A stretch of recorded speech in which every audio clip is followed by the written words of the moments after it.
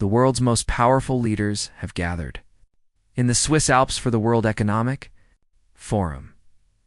But nobody's talking about AI regulation or climate pledges. They're watching one man, President Donald Trump, steps up to the microphone. And for the past 6 weeks, the entire Western alliance has been holding its breath. See?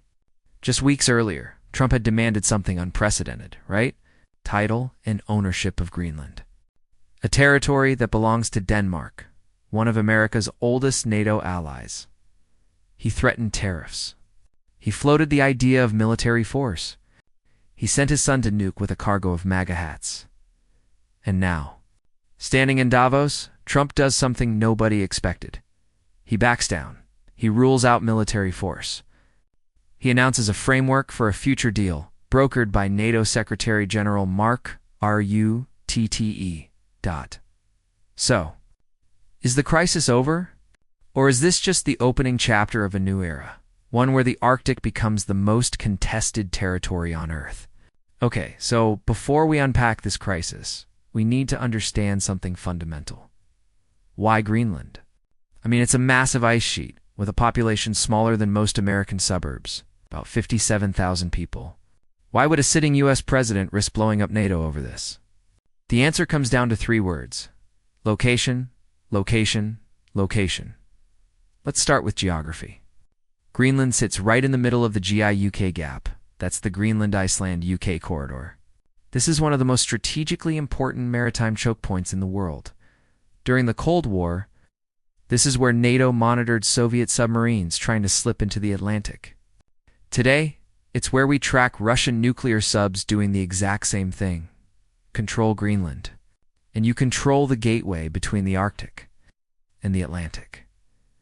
But here's what most people don't know. The U.S. already has a major military installation here. It's called Pitchafik Space Base. You might know it by its old name, Thule Air Base, built in the 1950s. It's the northernmost U.S. military base on the planet, and it's critical. This base runs missile early warning systems. It tracks objects in space.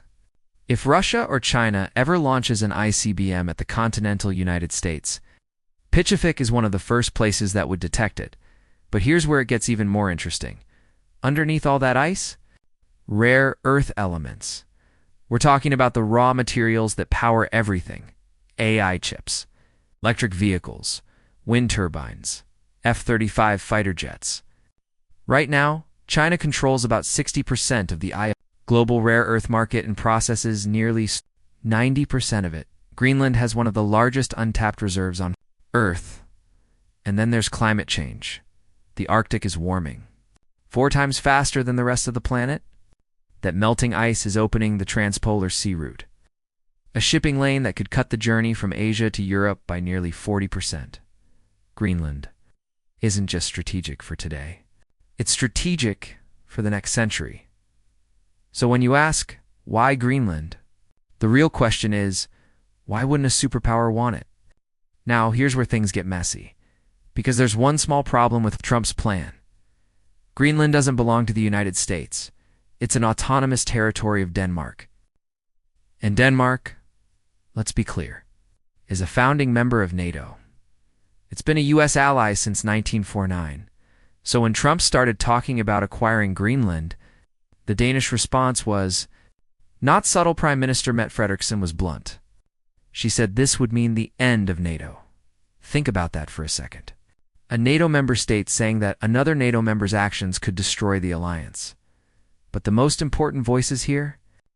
The Greenlanders themselves, Premier Mette Bjergård and Foreign Minister Jens Frederik Nielsen made Greenland's position crystal clear. Greenland is not for sale. And here's the thing. They have legal standing to say that in 2009. Greenland gained the right to self-determination. They control their own domestic affairs, their natural resources, and crucially, they have the right to declare full independence from Denmark if they choose. The operative word there is they. Not Denmark. Not the U.S. Greenland. So how did Trump respond? He reached for the same playbook he always has. Economic weapons. The threat was simple. Accept some kind of deal, or face crushing tariffs of 10 to 25%.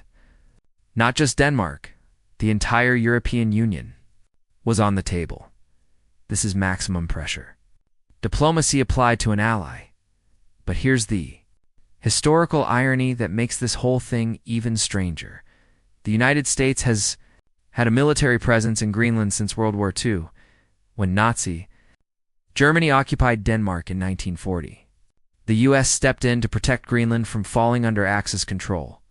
After the war, that relationship was formalized in the 1951 Defense Agreement, a treaty that gives the U.S. extensive military access to Greenland while respecting Danish sovereignty. In other words, America already has almost everything it needs in Greenland, so why push for ownership? All right, so let's get back to Davos. For weeks, the situation had been escalating. Tariff threats, talk of military options, diplomatic cables flying between Washington, Copenhagen, and Brussels. And then NATO Secretary General Mark Rutte stepped in. Rutte has a reputation in European diplomatic circles. They call him the Trump Whisperer, a leader who seems to understand how to navigate Trump's negotiating style without capitulating entirely. At Davos, Rutte and Trump had a series of private conversations. The contents are still classified, but we know what came after. Trump publicly ruled out the use of military force against Greenland. Let me say that again. The President of the United States had to explicitly state that he would not invade a NATO ally. That's not normal, but he also announced a framework for future negotiations. Details are scarce, but here's what we can piece together from official statements and diplomatic sources. 1. Renegotiating the 1951 Defense Agreement to significantly expand US and NATO military presence in the Arctic. 2. A coordinated strategy to block Russian and Chinese influence in the region, which, let's be honest, is something Denmark and Greenland already want. 3. Potentially, a new economic partnership that gives us companies preferential access to Greenland's rare earth mining operations. Now, Denmark's response to this framework? Skeptical PM Frederiksen made clear that any negotiation over Greenland's future is between Denmark and Greenland. Not something imposed by Washington. Only Denmark and Greenland can negotiate their own sovereignty. The immediate crisis may have passed, but the underlying tension? It's not going anywhere. Okay, so we've talked a lot about geopolitics and treaties, but let's not forget. Actual people live here. 57,000 of them, and they've been watching this entire spectacle unfold with a mix of disbelief, anger, and dark humor. In December 2025, protests erupted across Greenland and Denmark. The signs all carried the same message. Greenland is not for sale. For many Greenlanders, this isn't just about Trump. It's about a century of being treated as a strategic asset rather than a people with their own identity, their own language, their own right to determine their future. The polling data tells the story. 85% of Greenlanders oppose joining the United States. That's not a slim majority. That's a near universal rejection, which made what happened. Next, strange.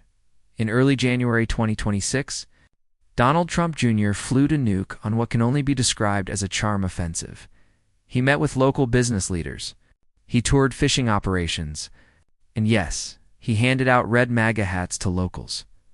The images went viral, but not in the way the Trump team probably hoped. Most Greenlanders treated the visit as a surreal curiosity, not a serious diplomatic overture. One resident put it simply, "They can give us all the hats they want.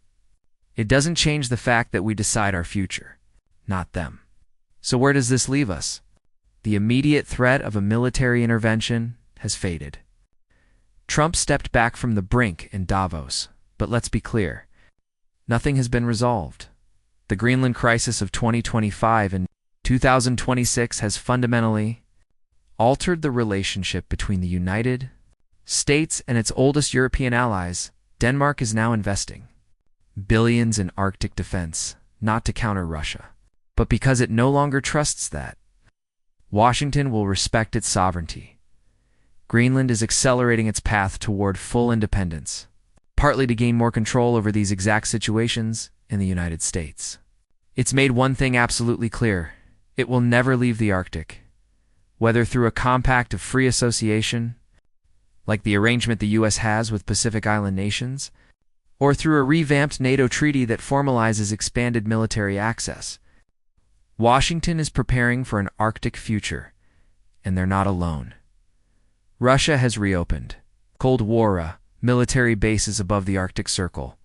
China is calling itself a near-Arctic state and investing heavily in polar research and shipping infrastructure. The Arctic is no longer the frozen frontier at the edge of the map. It's becoming the center of a new great power. Competition? And caught in the middle of all this? A small nation of 57,000 people who just want the right to decide their own future. The rules-based international order. The system that's governed relations between democracies since World War II is being tested, not by an invasion, not by a war, but by real estate diplomacy. Greenland is not for sale.